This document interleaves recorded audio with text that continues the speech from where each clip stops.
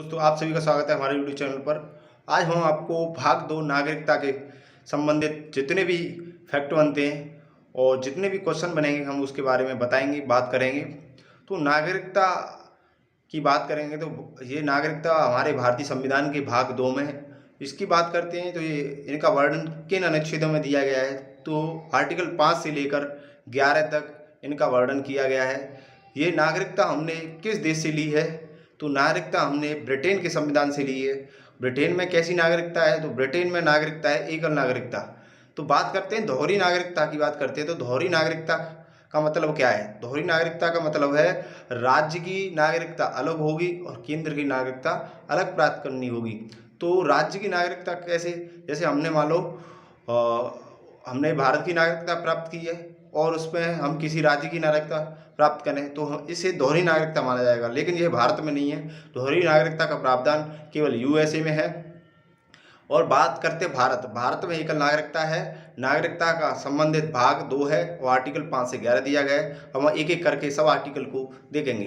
तो आर्टिकल 5 में बात करते हैं। आर्टिकल 5 में दिया गया है संविधान के प्रारंभ में नागरिकता। जब संविधान बना था तो संविधान के प्रारंभ में जितने भी लोग थे उन्हें नागरिकता प्राप्त थी।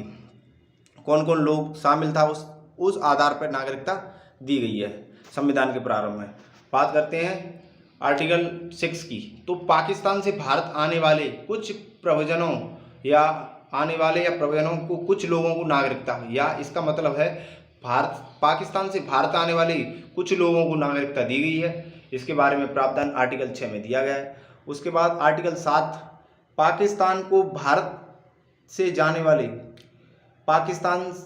जाने वाले कुछ लोगों को नागरिकता, मतलब पाकिस्तान को भारत से जाने वाले कुछ लोगों को नागरिकता दी गई है। आर्टिकल 8 में बात करते हैं भारत के बाहर रहने वाले कुछ उद्भवों को नागरिकता। जैसे बात करते हैं जब देश आज़ाद हुआ था तो सन 1947 में 15 अगस्त 1947 देश का आज़ाद हुआ था। उसके बाद कुछ लोग अंग्रेजों के साथ कई देशों में चले गए। उसके बाद नागरिकता अधिनियम कानून आया, 1955 में भी आया था।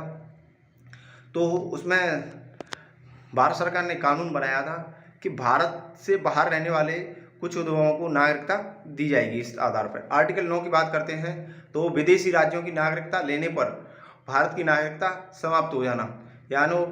यानी मानो हमने किसी देश की नागरिकता ले ली तो हम भारत के नागरिक हैं तो हमारी भारत की नागरिकता समाप्त हो जाएगी। उसके बाद आर्टिकल 10 की बात करते हैं तो नागरिकता का बना रहना, इसके बारे में बताया गया है। उसके बाद आर्टिकल 11 की बात करते हैं तो नागरिकता संबंधी कानून बनाने का अधिकार आर्टिकल 11 में दिया गया है। किसको दिया गया है? ये संसद। तो संसद द्वारा नागरिकता पर कानून बनाने का अधिकार है।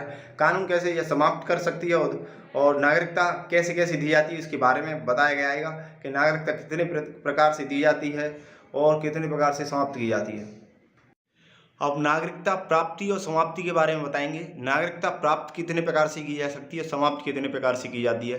तो नागरिकता प्राप्त 5 प्रकार से की जा सकती है और समाप्त 3 प्रकार से। तो 5 प्रकार से कैसे? जन्म से कोई भी व्यक्ति भारत में जन्मा हो और उसके वंशज में से कोई भी जन्मा हो और वो भारत में रह रहा हो तो वो भारत का नागरिक माना जाएगा। वंश के आधार पर बता दिया ये। देशीकरण के आधार पर और उसके बाद पंजीकरण में वो भारत में कम से कम 7 वर्ष रहना पड़ेगा उसे। और कई गाइडलाइन दी है भारत सरकार ने, उसमें कई अधिनियम किए हैं बार 1900 नागरिकता अधिनियम 1955 के तहत जो गाइडलाइन दी गई हैं, जो कानून बना है उसके बारे में। उसके बाद भूमि अर्जन, कोई भी क्षेत्र जो भारत में स्वतः शामिल हो जाता है तो उसके स्वतः नागरिक को भारत की स्वतः ही नागरिकता प्राप्त हो जाती है।